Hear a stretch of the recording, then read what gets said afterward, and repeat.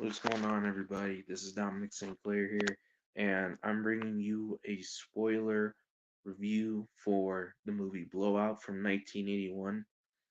And this is going to be a stream, so it'll probably be a long discussion, maybe.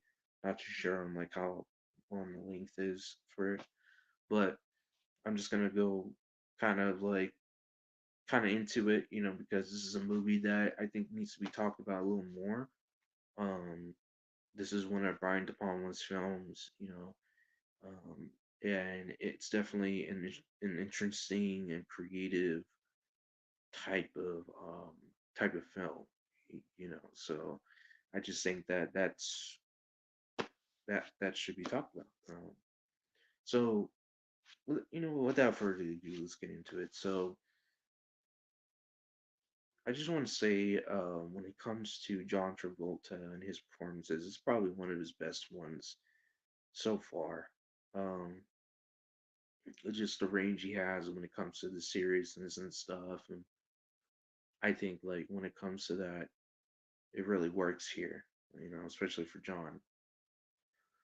Um, but if you guys don't know, or you guys do know, obviously, if you watched the film, it's about John Travolta. He's a sound design guy for slasher films, and he ends up going out one night to pick up sound for post production stuff, and he's recording everything. He's recording frogs, people, like wind and all that.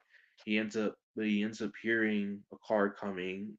He follows the car, and he hears a bang and a blowout, and he sees the car uh, crash through the fence and go into the river.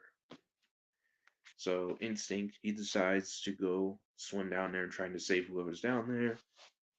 He sees this girl, played by Nancy Allen and all that, and uh, he's trying to save her, and he goes to the other side to the other side of the door, to try to open it, and he sees this guy who's dead, like he's fucking dead.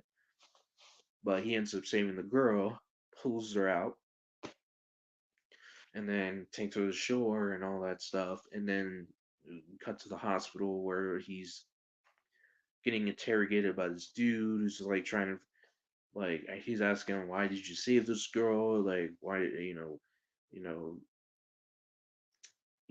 like who's this girl, like, and like you shouldn't be talking but we shouldn't be talking about this and all that, trying to cover, sounds like trying to cover something up, and John's not really having it at first, but he's like, you know what, I don't really care, just fuck it, right? But he ends up going talking to Nancy, and he's like, obviously, he's nice to her, he's like, I saved you and all that, and he's trying to comfort her and all that, and saying he's gonna go out, he's gonna take her out to get a drink or whatever and all that stuff. He comes out, and then there's this, I think, political guy who's like in a, like he's a co-runner or something. I don't know how these politics works, to be honest, but he's kind of like the vice um president kind of guy.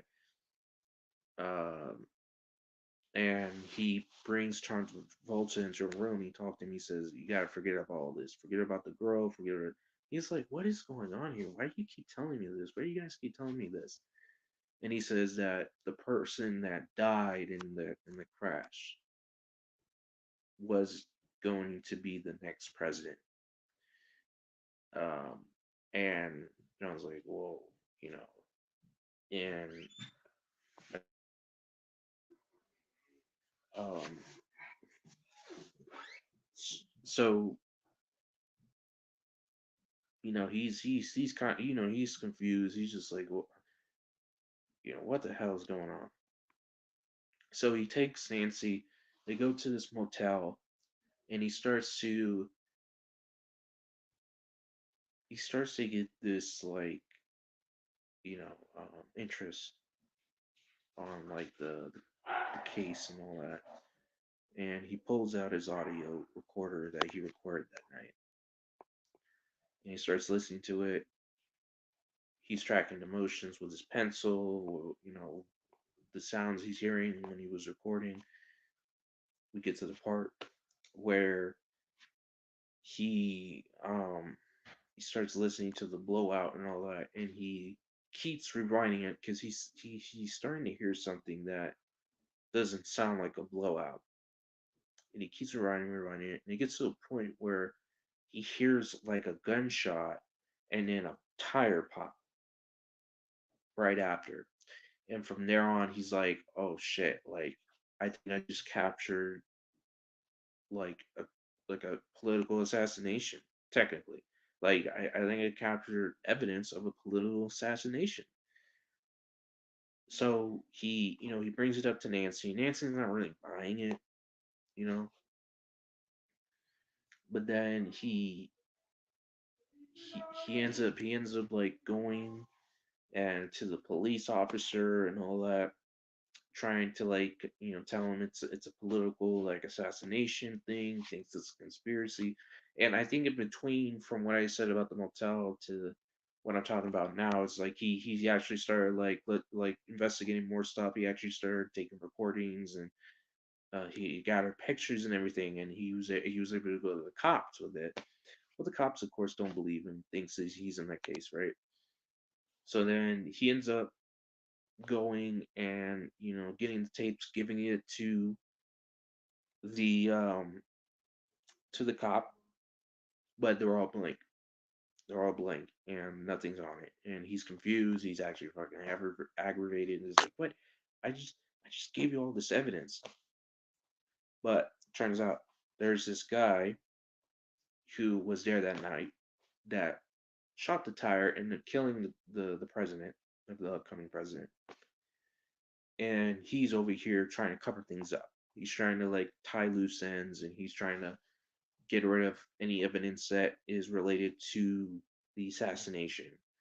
And so what he did was he erased all the tapes and all that, and he ends up going to track down Nancy and try to kill her. She was there that night. She's starting to know stuff. She has to go. Um, so he goes out and he kills a lookalike that he thinks is Nancy, but ends up knowing that it's not her. So he covers that whole thing up to look like it's a serial killer murder. He actually ends up calling the cops, telling, confessing him to, just trying to like convince him that he's married this girl and all that.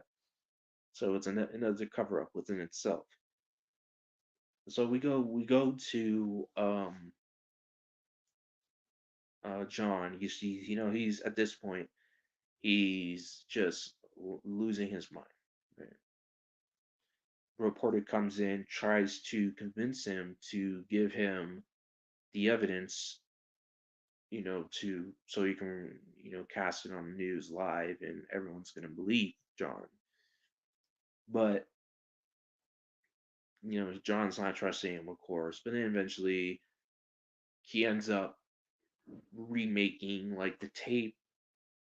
He actually has the sound still, but he ends up taking like a footage of what was happening there that night from a photographer or videographer that was there that night. Also, I did forget to mention him, but pretty much what he did was he recorded the whole incident, and John was able to get that footage, and then he matched it up with the sound. So he's going to take that to the reporter, but this whole time, the guy that's been trying to cover everything up, he was listening in on it, so he knows the plan and what's going to happen. So he ends up tricking Nancy into to getting her to come to the train station in Philadelphia to give him the tape and the audio and stuff. And obviously, he's like, "This is weird. Like, it's not right." So he ends up making a copy, but he ends up giving her the tape and the audio, um, just going with it. So they're going there, and then of course during that time, he's the guy who's trying to kill her is waiting. You know, he sees another lookalike, ends up killing her. Um, obviously, there's some build up to it. and he ends up killing her in the bathroom. Of course, another that's another wrong lady that he killed. But he ends up finding the real one. She comes in.